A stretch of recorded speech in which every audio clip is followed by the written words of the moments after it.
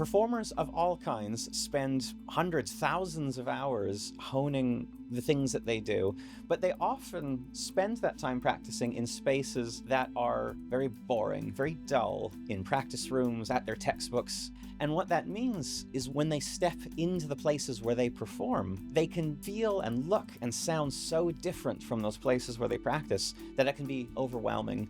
So this is a real challenge for performers, not only learning to do what they do, but making that leap from the practice room to the stage. We thought about how we could help them bridge that gap.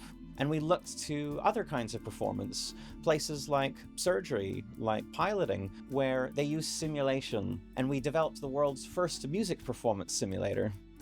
In our Center for Performance Science, much of our work is based around bringing together the worlds of art and science, of theater and technology, and our simulations are another example of this. Here, we blend the technology of virtual simulations of what we see, of acoustic simulations, what we hear, with the art of a bit of theater, the backstage assistant greeting you in, the way you're invited to take the stage, anything that we can do to help take that performer into a different world, into the world of performance.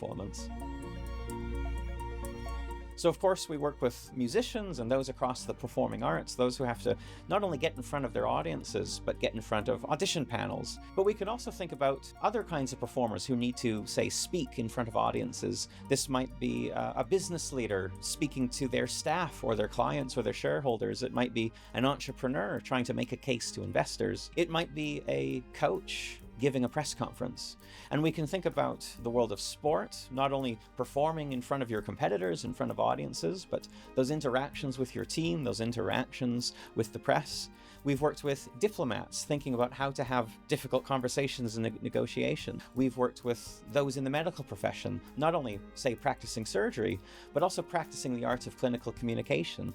There are many different ways that we can look to apply the tools of simulation, and many different ways that some of these performers can help others think about what they do differently. And of course, that's when the work can then begin, where by reviewing that performance, we can then make sure that the performance they have in their head is the one that is still coming out. And something that's been very striking to see over the many years that we've been operating our simulators is how people will come back over and over and over again to use them, even though, again, they know full well what to expect at that point. The fact that it can still have that experience for them, it can still get them into that performance state, so it can be a tool that they use throughout their performance journey.